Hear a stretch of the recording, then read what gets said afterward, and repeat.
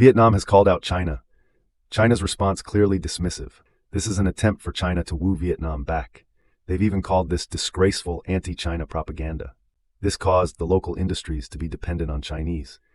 Vietnam's strategy is clear: to unite the region against China's territorial disputes. Will Vietnam be able to stop the harassment and threatening from its neighbors? The Chinese Communist Party is making bold moves, and Vietnam is not standing idly by. Just recently, a Chinese vessel rammed into a Filipino vessel in the South China Sea. This collision between a Filipino and Chinese vessel is not just merely a maritime mishap.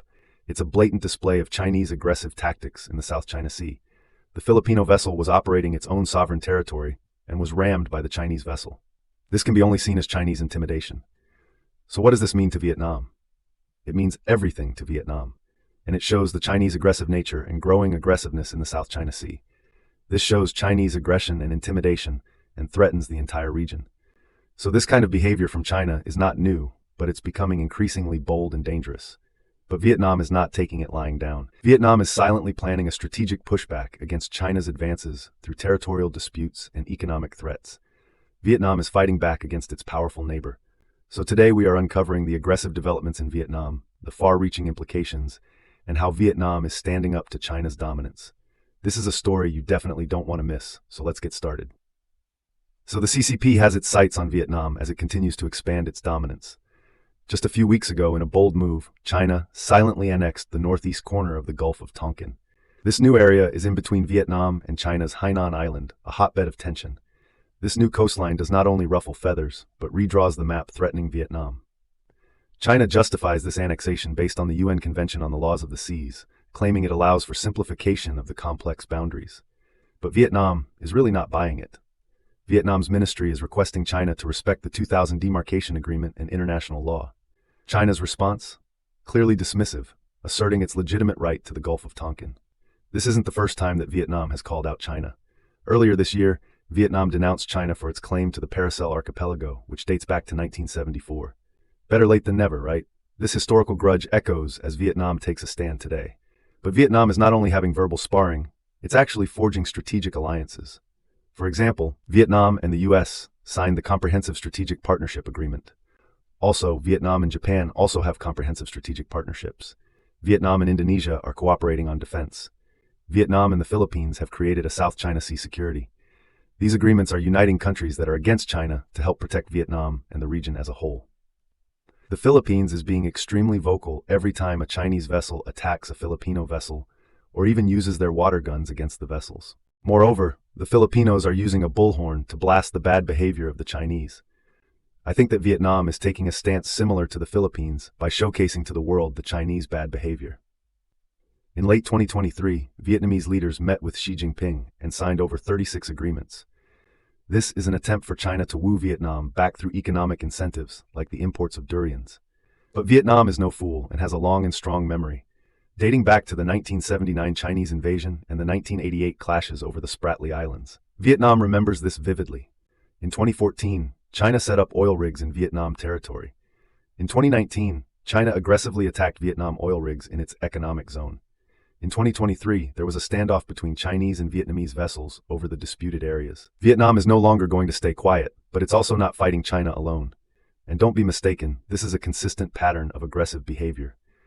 Moreover, the territorial disputes and the aggressive posturing by the Chinese threatens the regional stability.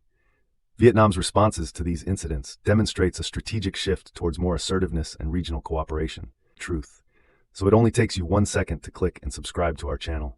And also, you'll be able to annoy the CCP. Last month, we made a video on why China is slashing its steel prices due to the US-China trade war. The US-China trade war has impacted the global trade dynamics.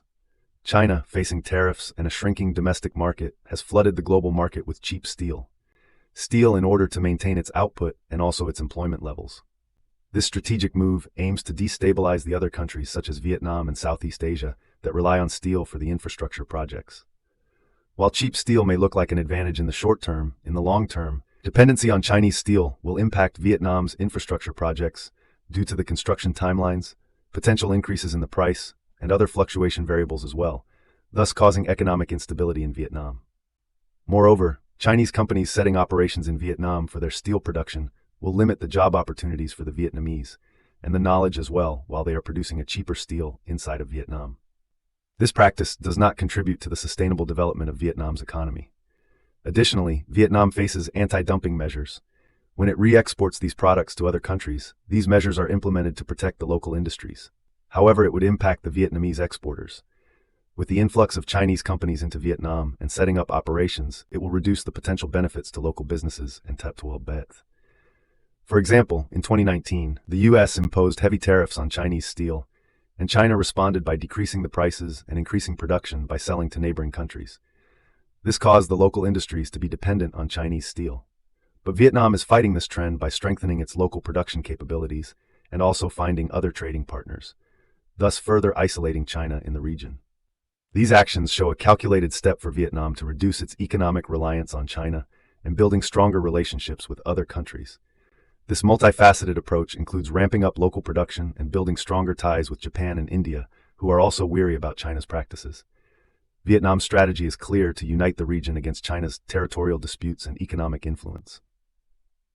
This collective stance is not just a defensive maneuver, but a proactive strategy to ensure economic and regional stability and independence from Chinese influence. The time to stand up against the CCP was yesterday, but today is always better than tomorrow. So let's support Vietnam and its allies in their fight for sovereignty and regional stability. The U.S.-China trade war and many signed comprehensive partnership agreements have had a positive impact on foreign direct investment into Vietnam. With more investments and more opportunities, this means more profits for factories and companies in Vietnam. Will Vietnam be able to stop the harassment and threatenings from its neighbors? Will the allies come and defend and protect the region? Let us know in the comment below about what you think. So thank you very much for watching this video, and we'll see you on the next one.